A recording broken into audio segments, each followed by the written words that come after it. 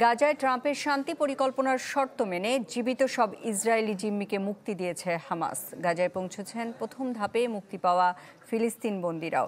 এদিকে জিম্মি মুক্তির ঐতিহাসিক ক্ষণে তেল আবিবে রয়েছেন ডোনাল্ড ট্রাম্প। কিছুক্ষণের মধ্যেই দেশটির সংসদে ভাষণ দেবেন তিনি। গাজায় যুদ্ধবন্ধের পরিকল্পনার শুরুটা ঠিকঠাকই হলো বলা যায়। চুক্তি অনুযায়ী জিম্মি সব ইসরায়েলিকে মুক্তি দেওয়ার কথা হামাসের।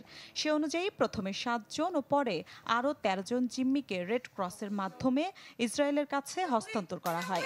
তবে এবার অন্যবারের মতো জিম্মি মুক্তির অনুষ্ঠান আয়োজন করেনি হামাস। তবে মারা যাওয়া 28 ইসরায়েলি জিম্মিদের মরদেহ কখন হস্তান্তর করা হবে সে বিষয়ে এখনও স্পষ্ট করা হয়নি। জিম্মিদের ফিরে আসার ঘোষণায় হোস্টেজ স্কয়ারে উল্লাসে ফেটে পড়েন হাজারো ইসরায়েলি। কেউ কেউ প্রত্যাবর্তনের প্রতীক হিসেবে পতাকায় হলুদ ফিতা উঁচিয়ে ধরেন, কেউ আবার প্লাকার্ডে প্রিয়জনের মুখ নিয়ে কেঁদেছেন অঝরে।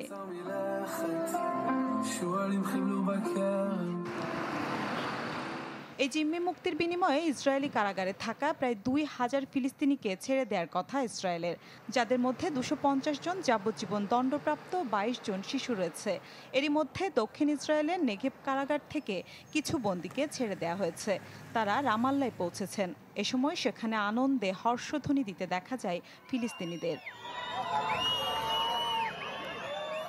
গাজা যুদ্ধবন্ধের ঐতিহাসিক প্রক্রিয়ায় সাক্ষী হতে ইসরায়েলে গেছেন মার্কিন প্রেসিডেন্ট ডোনাল্ড ট্রাম্প।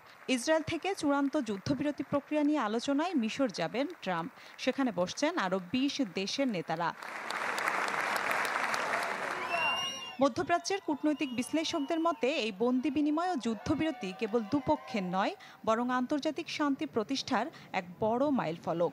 তবে গাজার মানবিক সংকট ও রাজনৈতিক নিয়ন্ত্রণের প্রশ্নে দ্রুত ঐক্যমত্যে পৌঁছানো না গেলে স্থায়ী হবে না এই শান্তি প্রক্রিয়া। মিলা খন্দকার, চ্যানেল 24।